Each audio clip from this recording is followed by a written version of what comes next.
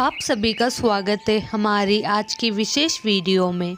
आज हम बात करेंगे एक ऐसे पर्व की जो भारत में न केवल धार्मिक महत्व रखता है बल्कि जीवन की नई शुरुआत का प्रतीक भी है। यह पर्व है मकर संक्रांति। मकर संक्रांति का त्यौहार हर साल 14 या 15 जनवरी को मनाया जाता है, जब सूर्य मकर राशि में प्रवेश करता है और उत्तरायण की ओर बढ़ता है। यह समय होता है शुभ अवसरों का, समृद्धि और खुशहाली का और नए उत्साह के साथ जीवन में आगे बढ़ने का। लेकिन क्या आप जानते हैं कि मकर संक्रांति की एक पौराणिक कथा भी है जो इस पर्व के महत्व को और भी गहरे अर्थों में परिभाषित करती है। आइए जानते हैं उस कहानी को जो इस पर्व से जुड़ी है और हम सभी के जीवन में एक नई ऊर्जा का संचार करती है।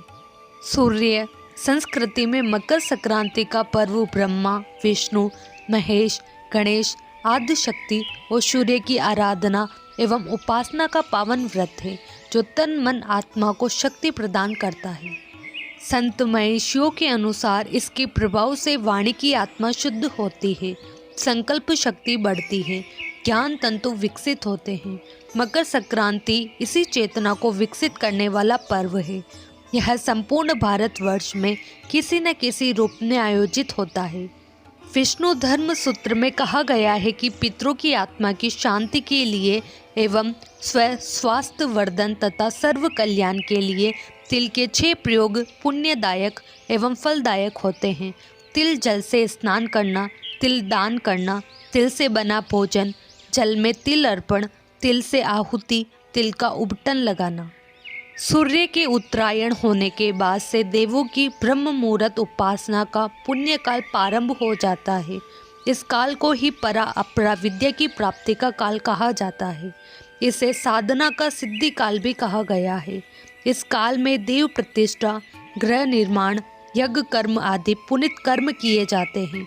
मकर संक्रांति के एक दिन पूर्व से ही व्रत उपवास में रहकर योग्य पात्रों को दान देना चाहिए।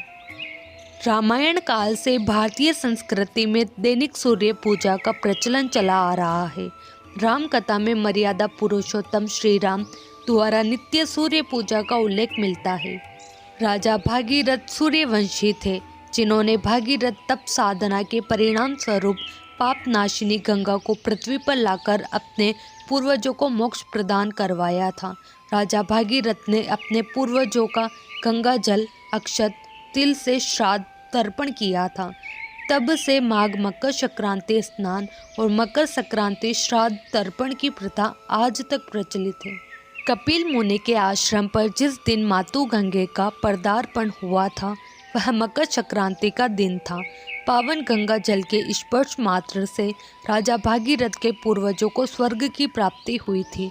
कपिल मुनि ने वरदान देते हुए कहा था, मातु गंगे त्रिकाल तक जन जन का पाप हरण करेगी और भक्त जनों की 7 पीढ़ियों को मुक्ति एवं मोक्ष प्रदान करेगी। गंगा जल का स्पर्श, पान, स्नान और दर्शन सभी पुण्यदायक फल प्रदान करेगा। महाभारत में पितामह भीष्म ने सूर्य की उत्तरायण होने पर ही स्वेच्छा से शरीर का परित्याग किया था। उनका श्राद्ध संस्कार भी सूर्य की उत्तरायण गति में हुआ था। फलतः आज तक पितरों की प्रसन्नता के लिए तिल अर्घ एवं जल तर्पण की प्रथा मकर संक्रांति के अवसर पर प्रचलित है। सूर्य की 7वीं किरण भारतवर्ष में आध्यात्मिक उन्नति की प्रेरणा देने वाली है। 7वीं किरण का प्रभाव भारतवर्ष में गंगा जमुना के मध्य अधिक समय तक रहता है। इस भौगोलिक स्थिति के कारण ही हरिद्वार और प्रयाग में माघ मेला अर्थात मकर संक्रांति या पूर्ण कुंभ या अर्ध कुंभ के विशेष उत्सव का आयोजन होता है। मकर संक्रांति बनाए जाने के 6 पौराणिक कारण। सूर्य के मकर राशि में प्रवेश करने के समय को मकर संक्रांति कहते हैं। इस दिन से सूर्य देव उत्तरायण गमन करने लगते हैं। खरीफ की फसलें कट चुकी होती हैं और खेतों में रबी की फसलें लहरा रही होती है। खेत में सरसों के फूल मनमोहक लगते हैं। मौसम भी बदल रहा होता है और शिशिर ऋतु प्रारंभ हो रही होती है। देवताओं का दिन होता है प्रारंभ। हिंदू धर्म शास्त्रों के अनुसार मकर संक्रांति के दिन सूर्य दक्षिणायन से उत्तरायण गति करने लगते हैं। इस दिन से देवताओं का 6 माह का दिन आरंभ होता है, जो आषाढ़ मास तक रहता है। सूर्य जाते हैं अपने पुत्र के यहाँ। इसी दिन सूर्य अपने पुत्र शनि के घर 1 महीने के लिए जाते हैं, क्योंकि मकर राशि का स्वामी शनि है।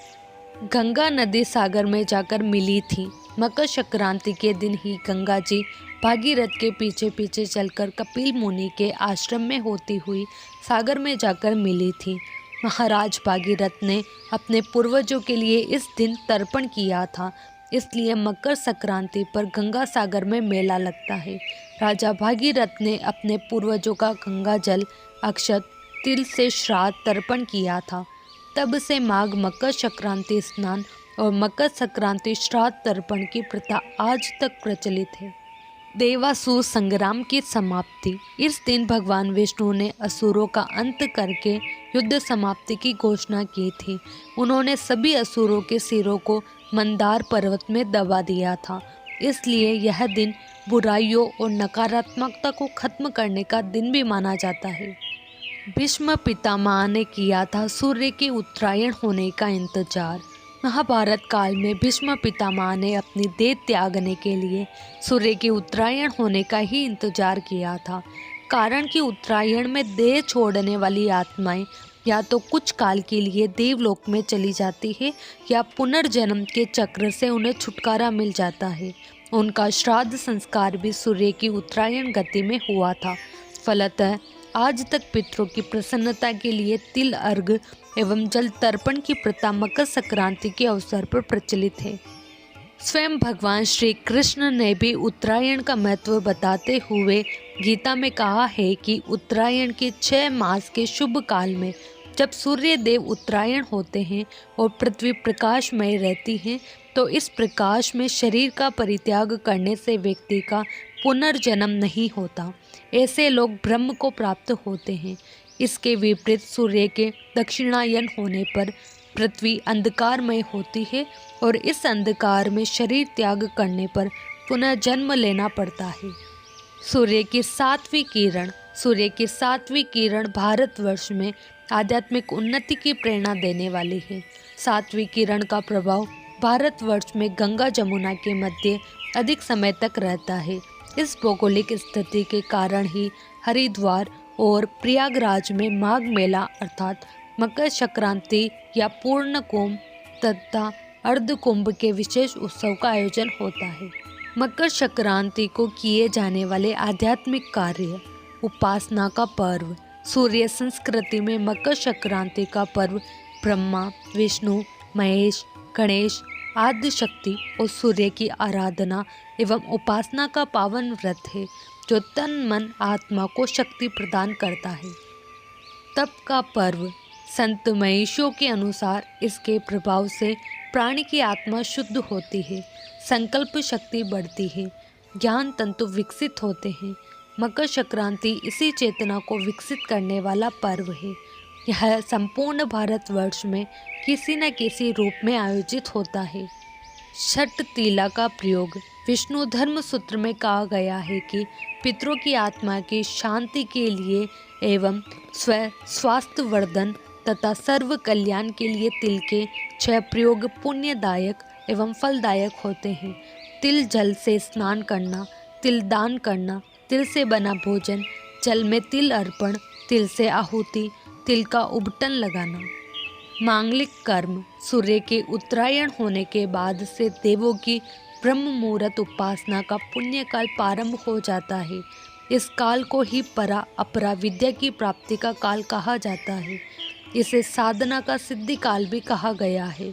इस काल में देव प्रतिष्ठा, गृह निर्माण, यज्ञ कर्म आदि पुनित कर्म किए जाते हैं। मकर संक्रांति के 1 दिन पूर्व से ही व्रत उपवास में रहकर योग्य पात्रों को दान देना चाहिए। सूर्य पूजा। रामायण काल से भारतीय संस्कृति में दैनिक सूर्य पूजा का प्रचलन चला आ रहा है। राम कथा में मर्यादा पुरुषोत्तम श्री राम द्वारा नित्य सूर्य पूजा का उल्लेख मिलता है। तो यह थी मकर संक्रांति की पौराणिक कथा, जो हमें यह सिखाती है कि जीवन में हर कठिनाई और अंधकार के बाद एक नई सुबह, एक नया उजाला आता है। मकर संक्रांति हमें न केवल सूर्य की उत्तरायण के स्वागत का संदेश देती है, बल्कि यह भी बताती है कि हमें अपने जीवन में सकारात्मकता, समृद्धि और प्रेम का संचार करना चाहिए। तो इस मकर संक्रांति पर आइए हम सभी एक नई दिशा में कदम बढ़ाएं और अपने जीवन को ऊर्जा, प्रेम और शांति से भरें। धन्यवाद और मकर संक्रांति की ढेर सारी शुभकामनाएं।